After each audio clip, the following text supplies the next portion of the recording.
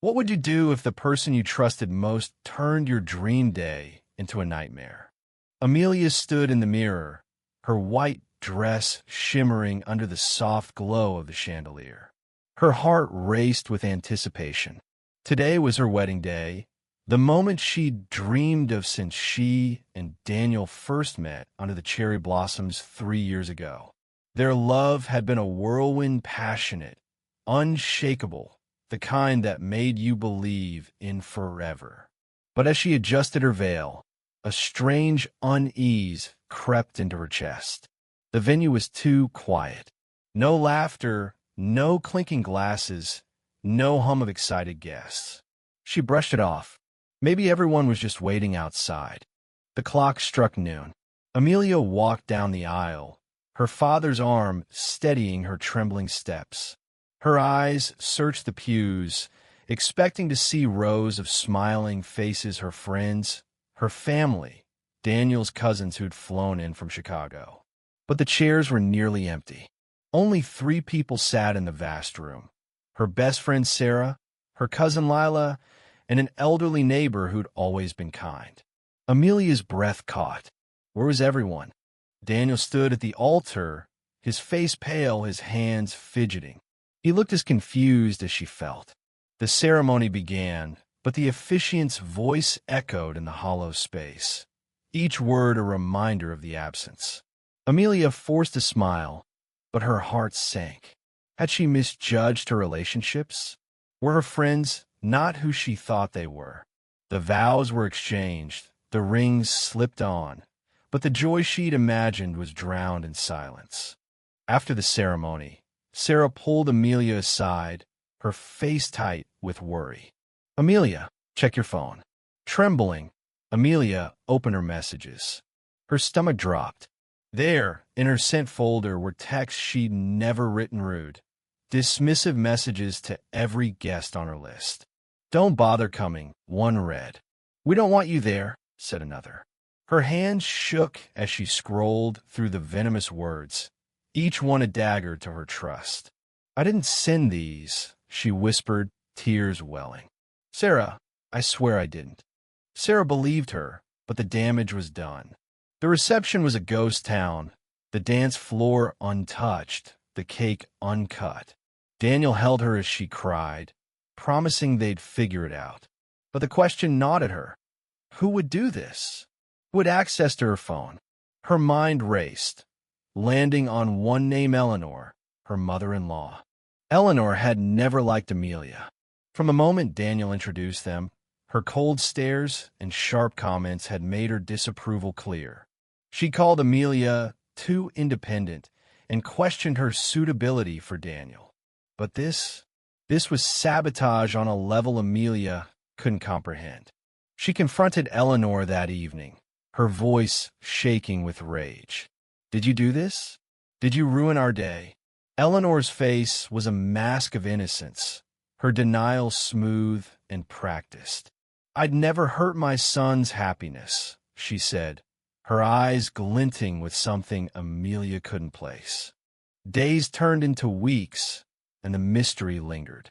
Amelia and Daniel tried to move forward, but the sting of that empty wedding haunted them. Friends stopped calling, hurt by the texts they thought were hers. Amelia's reputation frayed, and whispers followed her at work. She felt like she was drowning in a betrayal she couldn't prove. Then, 6 months later, a twist came in the form of an unexpected ally. Clara, Daniel's younger sister, showed up at their apartment one rainy evening, her face pale. "Amelia, I need to tell you something," she said, her voice barely above a whisper. Clara had always been quiet, overshadowed by her domineering mother, but tonight she was different, resolute. "I saw Mom with your phone the week before the wedding. She was in your room, typing something. I didn't think much of it then, but I think she sent those texts." Amelia's heart pounded. Clara's confession was a lifeline, but it came with a cost. Confronting Eleanor again would tear the family apart. Daniel was torn, caught between his love for Amelia and his loyalty to his mother. But Clara's courage shifted something in him. He demanded answers, and this time, Eleanor cracked. "I did it for you," she admitted, her voice cold. "She's not right for you, Daniel. I was protecting you." The truth was a gut punch. Eleanor had unlocked Amelia's phone during a family dinner, sent the texts, and deleted the evidence, thinking she'd save her son from a marriage she deemed unworthy. The fallout was brutal. Daniel cut contact with his mother, and Clara, guilt-ridden but brave, stood by Amelia. The three of them, Amelia, Daniel, and Clara, became a new kind of family, bonded by truth and resilience. But the scars remained. Amelia struggled to rebuild her relationships, sending apologies to friends who'd been hurt by the fake texts. Some forgave her, others didn't. The weight of betrayal lingered, but so did her determination to rise above it.